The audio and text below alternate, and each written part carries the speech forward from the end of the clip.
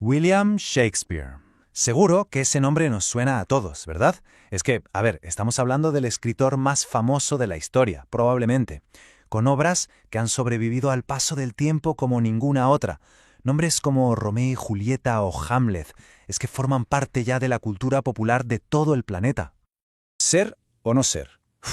Es una de esas frases que todo el mundo conoce, la haya leído o no. Una línea que, en poquísimas palabras, consigue capturar un dilema existencial que nos ha acompañado desde siempre. Vale, pero ¿quién fue la persona que escribió esto? Y aquí es donde la cosa se pone interesante, porque resulta que detrás del mayor genio de la literatura se esconde, también, uno de los mayores misterios. Llevamos siglos con un debate encendido sobre si el hombre de Stratford fue de verdad quien creó todas esas obras maestras. Vamos a empezar por el principio. Primera parte, el hombre de Stratford. Para meternos en el misterio, primero tenemos que entender la historia oficial. Vamos, la biografía que sale en casi todos los libros y que nos han contado en el cole. La versión oficial nos pinta un camino bastante claro, ¿no? Un hombre que nace en Stratford, hijo de un guantero, se casa joven, se va a la gran ciudad, lo peta como actor y dramaturgo, y al final pues se retira a su pueblo forrado y respetado por todos. Es la típica historia de éxito del hombre hecho a sí mismo. Pero ojo, si miramos de cerca, es justo en los detalles de esta vida donde empiezan a salir las grietas. Y con esto entramos de lleno en el meollo del asunto. Segunda parte, el gran enigma. Porque, a ver, cuando los historiadores se ponen a buscar pruebas reales de la vida literaria de Shakespeare, en lugar de certezas lo que se encuentran son, pues vacíos. Unos vacíos enormes y muy desconcertantes. El primer gran agujero negro son los famosos años perdidos. 7 años clave de su juventud de los que no tenemos ni un solo papel ni un registro. Nada. Estaba ya en Londres, currando en secreto, se fue de viaje por Europa empapándose de todo lo que luego escribiría. Es que no lo sabemos, no hay documentos. Es como si literalmente se lo hubiera tragado la tierra. Es que el contraste aquí es brutal, es alucinante. Por un lado tenemos al hombre de negocios documentado hasta el más mínimo detalle, 6 firmas que apenas se leen documentos legales, registros de propiedades, pleitos, hasta su testamento es un inventario súper meticuloso de sus camas y sus cuencos de plata. Pero a ver, ¿y el escritor? ¿Dónde está el escritor? No tenemos ni un manuscrito original, ni una sola carta personal, ni un libro que fuera suyo. El testamento es el de un comerciante al que le fue muy bien, no el de un genio de las letras. No cuadra. Y esta es la pregunta del millón, la que lo pone todo en duda.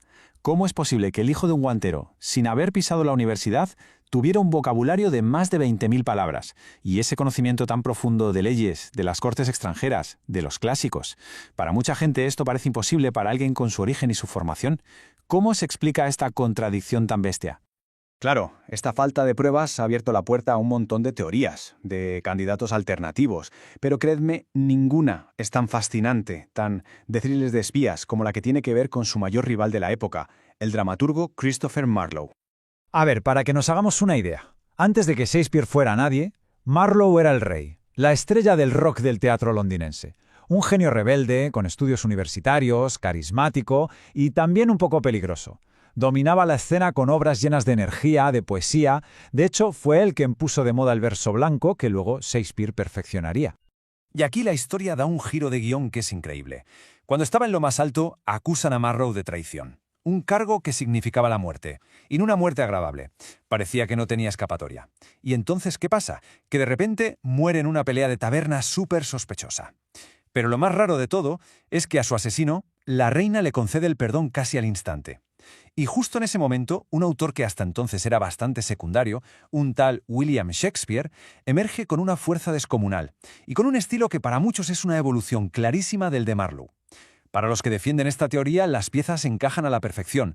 Fue una muerte fingida, una operación para sacar a Marlowe del país y que pudiera seguir escribiendo, pero bajo un nombre falso. Los que apoyan esta teoría, claro, se ponen a buscar pistas en las propias obras y dicen que los sonetos de Shakespeare están llenos de temas como el exilio, la vergüenza, la pérdida del buen nombre. Como en esta cita. ¿Son estos los lamentos de un genio desterrado, escribiendo en secreto desde algún rincón de Europa? Da que pensar, ¿eh? Pero, un momento. ¿Y si no hubo ninguna conspiración? Hay otra forma de mirar todo este misterio. Una que no necesita muertes fingidas ni tramas de espías, sino que coloca al hombre de Stratford justo en el centro del mundo turbulento y peligroso en el que le tocó vivir. De hecho, es que la primera crítica que Shakespeare recibe en Londres de un dramaturgo rival lo llama grajo arribista, básicamente despreciándolo por no tener un título universitario. O sea que la duda sobre su autoría no es algo moderno, nació del esnobismo académico de su propia época. Es que a veces nos cuesta imaginar el ambiente de paranoia que se respiraba. La Inglaterra de Shakespeare era prácticamente un estado policial. Había espías por todas partes. Los complots para asesinar a la reina eran el pan de cada día, y las torturas y ejecuciones públicas por herejía o traición eran un espectáculo habitual. Nadie, absolutamente nadie, estaba a salvo. Claro, si lo vemos así, ese conocimiento tan profundo que tiene Shakespeare sobre el poder, la traición, las identidades ocultas, pues ya no necesita una educación de élite para explicarse. Pudo haberlo aprendido simplemente observando, viviendo en el peligroso mundo que lo rodeaba. Sus obras, vistas así, no son un misterio, sino el reflejo perfecto de su tiempo. Esta frase de Macbeth lo resume todo de una forma brutal. Hay puñales en las sonrisas de los hombres. En un mundo así, donde una sonrisa podía esconder una daga, donde confiar en alguien podía costarte la vida, pues Shakespeare encontró una fuente infinita de drama humano. Vale, llegados a este punto, ¿cómo unimos estas dos visiones? La del comerciante de Stratford y la del genio literario universal. ¿Cómo las reconciliamos? Al final, tenemos aquí las dos grandes teorías cara a cara. Por un lado, la de la conspiración, que ve los vacíos como la prueba de que algo se ocultó. Shakespeare era solo una tapadera. Y por otro, la visión histórica, que defiende que un genio observador, con una buena educación clásica y viviendo en el epicentro cultural que era Londres, pues tenía todas las herramientas para crear su obra. Y que en esa época, además, la autoría era distinta, se colaboraba mucho y los manuscritos eran herramientas de trabajo, no tesoros. La verdad es que la trama de Marlowe es una historia increíble, súper seductora, pero sigue basándose en conjeturas, no hay pruebas sólidas. Quizás la explicación más potente es también la más directa, que el genio de William Shakespeare no surgió a pesar de su época, sino que fue forjado precisamente por ella, por la presión, el peligro y la increíble vitalidad de ese mundo. Y todo esto nos deja con una última reflexión. A lo mejor, después de 400 años de darle vueltas, la pregunta importante no es quién sujetaba la pluma, sino por qué esas palabras, las que fueran que escribió, siguen resonando con tanta fuerza dentro de nosotros hoy en día.